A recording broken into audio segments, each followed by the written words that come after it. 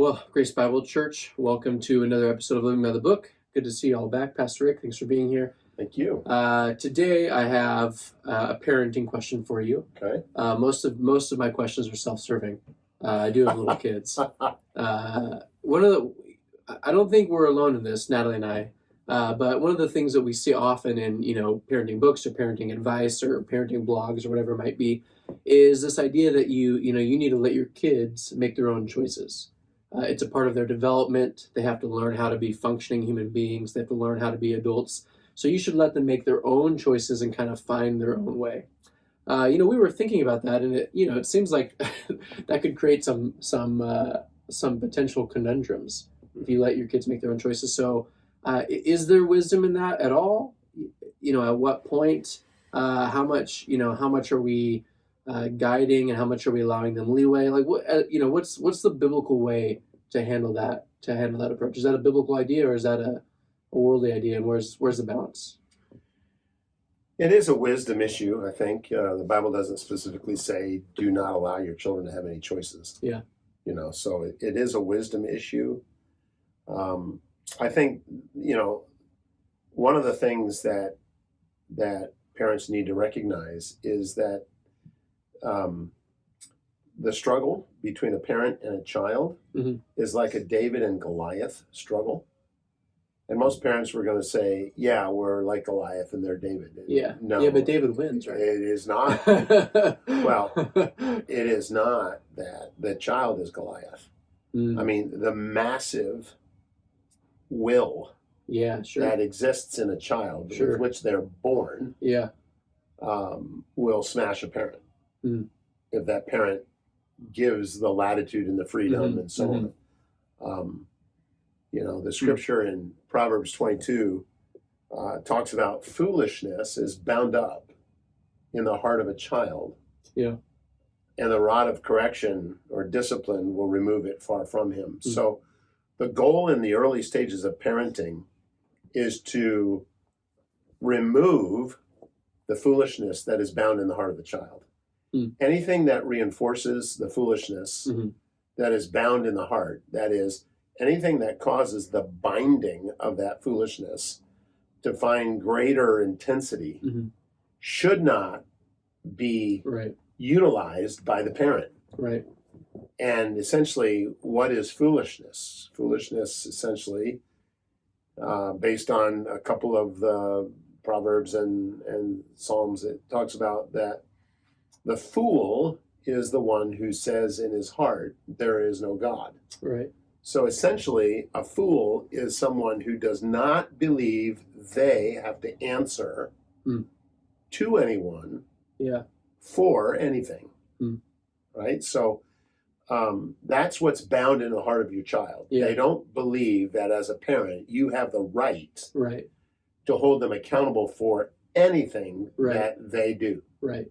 They believe you're an intruder. And that's the essence of foolishness.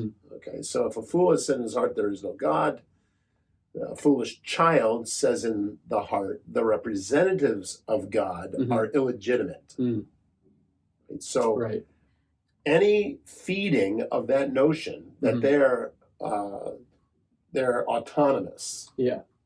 Any feeding of the notion of a child that you're autonomous is cutting your own legs off. And so I don't believe that a child should have the freedom to make choices, even in the color of a cup or anything else, until they demonstrate their awareness of their accountability to you. And that's what do you mean by awareness of their accountability? Well, I think when a child has stopped opposing parental authority at every turn. Okay. Right. Okay. So they will sometimes, but this is in general, they acknowledge that you're. Well, if you a very easy point, case in point, is you pull a cup out of the cabinet that's blue, and there are red cups and gold cups and green cups and so on, and they say, I don't want the blue cup, I want the red cup or whatever. Yeah. I would never yield for that. Sure. I would never give into that. Sure. I think that that's just foolishness, that they're trying to get a means by which they're in charge. Mm-hmm. And it's an amazing thing. I think in the 9 months that a child is in the womb, they read some kind of a manual on how to defy parental authority. You just described a situation that has happened in my. I've pulled out a color cup and had one of the boys say, "I don't want that one. I want a different one." Yeah. And I don't know that I did the right thing. Yeah, in retrospect, I should have asked you this well, question you're earlier. just feeding you're feeding autonomy when you do that. Yeah, sure. Now, some people say autonomy is a good thing, and I say autonomy is not a good thing. Not at that age. Mm-hmm. Mm-hmm. And, some parents feel that they shouldn't hinder their child's individuality. Well, you don't have to worry about your child's individuality. It's a monster. You're trying to tame a monster, a Goliath in there. And the more you feed the monster, the stronger that gets until they have an awareness of their accountability and that, they demonstrate their understanding of who is in charge. Now, is it evil to use a blue instead of a red cup, or a red cup instead of no, it's not. It's the feeding of their autonomy that is unwise. Yeah, sure. Right. So, sometimes parents say, well, that's not necessary. It's not not a moral decision. Right. It may not be, but the immorality of a child's foolishness cannot be in any way stroked. That cannot be commended, indulged, stroked. I just feel that if on occasion you say to a child, what color cup would you like today? Sure. And they say yellow.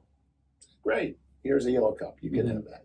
That you're not feeding foolishness. Right, because you gave them the option. Yes. Yeah. And they know that daddy or mommy has given me that choice or that freedom. Right. But if you choose a cup and they argue that that's not what they want, don't yield to that. Don't give in to that. Yeah. Anything that is foolishness has to be confronted consistently, perennially. And I think a parent can undo very faithful discipline through inconsistency.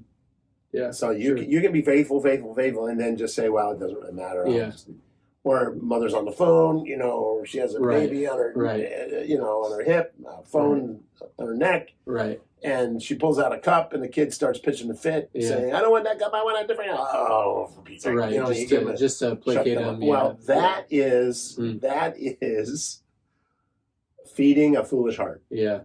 And I think that choice that you grant them is not serving the ultimate goal for that child well, which is accountability. That they are subject to your authority. Right.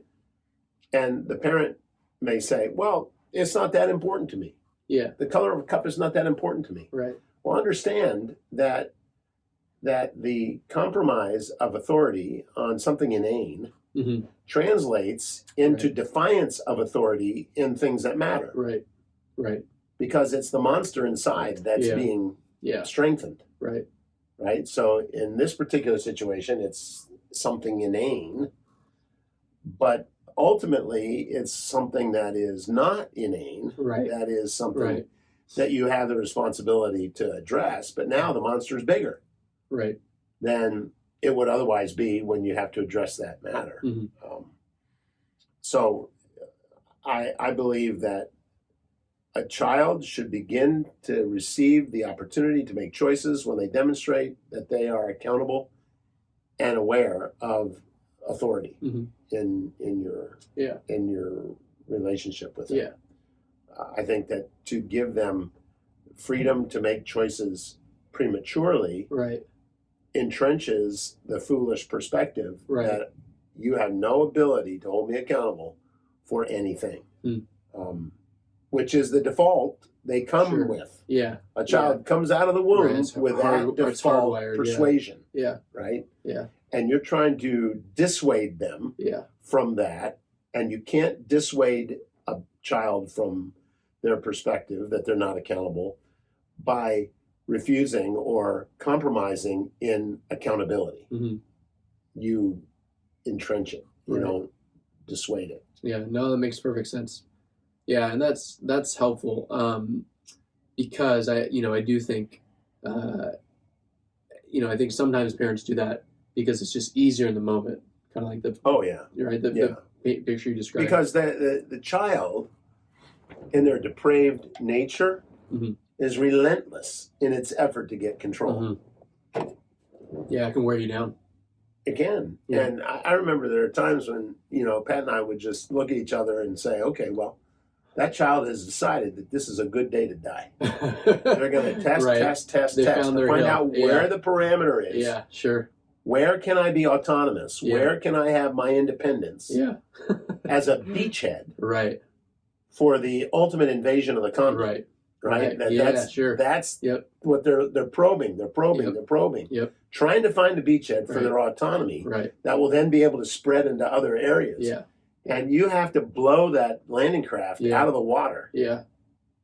I hate to be so violent. No, but I think for parents with little kids, it's the right metaphor. yeah. I mean, it is. It is something that's Yeah. critical. Yep. And they'll go for a while and understand. Dad, mom, they've got a tight grip on this. Mhm. But I don't want to be accountable to them. Mhm. So let's use today to find out where they're soft Right. Yeah. and where I can have autonomy. Yep. Yep. Hmm. And then they'll suffer the consequences and realize that I'm going to retire and to die another day. Right. Yeah. Pick a new invasion. Yeah, spot. yeah, and that's Yep. what's going on. Yep. You can't soften this verse in Mhm. Proverbs 22. Right. It's bound, Yeah. fixed. Yeah. Yeah. It is. Not easily dislodged. Right. Yeah. I was going to Yeah. say miraculously dislodged. Yeah. It's not something that Yeah. is something that you can handle one time and Mhm. that's it. It's forever gone. Mm. It keeps popping its head up. Right. Keeps popping Right. its head up. And 2, 3, 4 years old, 5 Mm. years old. I mean, these ages are ages where the child is continuing to seek to establish autonomy. Mhm. Now, secularists will say they're autonomous. You should respect their autonomy. Right. Right. Well, we all see how that's helping our society. Yeah. It doesn't seem to be going super well. No, I mean No. it's craziness. Yeah. Yeah. No, that's really helpful. I think it's helpful for me as a parent with young kids to, and it is tempting to, be serious about the serious issues and then be a little more lax on the Right. more superficial ones. But that connection between the two is helpful. So Well, I and those appreciate inane things, the child contents himself with some measure of Right. autonomy. Right. And that remains the bastion. Mhm. Mhm. What do they call it in the the Millo in the cities, Yeah. Yeah. where Right. it's that center tower, The Citadel. the citadel in Yeah. the city. Yep. That becomes their citadel. Those Right. inane decisions that they Right. have autonomy in Right. is the citadel, Right. and that needs to be felt. Yep. It needs to be felt, Yep. and they need to see that they're completely accountable. Yeah. Yeah. No, And that's helpful. then freedoms are given, freedoms are Right, given, freedoms right. are given, and you as they have prove the, yes. as they prove themselves submissive to the Once you've accountability. established Yeah. that and driven the foolishness Yeah. from them, now you have the ability to grant Yeah. them freedom. All right. Well, that's helpful. It's a good reminder for me as a parent, and I know we have a lot of parents with the young kids in our church that I know will be grateful for that. So I appreciate you walking us through that and just giving us that biblical perspective on our own kids. It's easy. It's easy exhausting. to forget their heart. It's exhausting. Yeah. Somebody said, if I had to do that, it's exhausting. It's Right. exhausting, and I would Yeah. say it is exhausting. Yeah. It truly is. But let me just say this: the effort that you put Mhm. in the younger years, like what is it, was it Ben Franklin in Poor Richard's Almanac that says an ounce of prevention is worth a pound of cure? Somebody said that. Someone said it. Or was that Shakespeare? It's somebody. Somebody said an ounce of prevention is worth a pound of cure. Yeah. Yeah. So the effort that you put in when they're little like that is exponentially amplified in benefit when they're older. Right. Right. So you think it's tiring to drive the foolishness from a little child? Yeah. You wait until you see the fruition of foolishness that's not dealt with in the child that's 14, 15, 16 years old. Right. I mean, that comes back. It's kind of like we're right now reading through Judges. Just finished Judges this morning. Yep. And it talked about how that they did not drive the Canaanite from the land. They didn't drive this particular group from the land. Right. But they remained in the land, and they were not able to conquer them. Well, that inability to conquer them comes back around and bites them big time later. Right? Yeah. And so that's kind of like the foolishness that's in the heart of the child. If you don't conquer the land, extinguish it, slay every male, every female, every animal, wipe them out, they're going to come back around and bite you. And that's an analogy for that foolishness that's found in the heart of a child. It's got to be dealt with severely. Not the child severely dealt with, but the foolishness issue needs to have a severity in the seriousness of the confrontation. And it is exhausting now, but it's well worth the effort given what you'd have to do later. Pastor Rick, we always appreciate your wisdom. Appreciate you helping us as parents. Church, I trust that this has blessed you. We know many of you have those little kids running around, so we would encourage you to take these things seriously and do the work now and save yourself from some work later. And, if you need help, Pastor Rick's your grandparent. He likes to help, so just call him up and look him over. And, Well, grandparenting is a whole other issue. You indulge those kids, right? You work actively. You want more dessert? Yeah. You can have more dessert. Oh, perfect. Oh, that's helpful. Well, church, we trust that this will help you as you go about your daily lives, whether you have kids or whether you are giving wisdom to someone who has little kids. We pray that this will be used in your life for the glory and honor of Christ. So, Pastor Rick, thank you so much. Yep. Church, we'll see you next week on another episode of Living by the Book. Take care.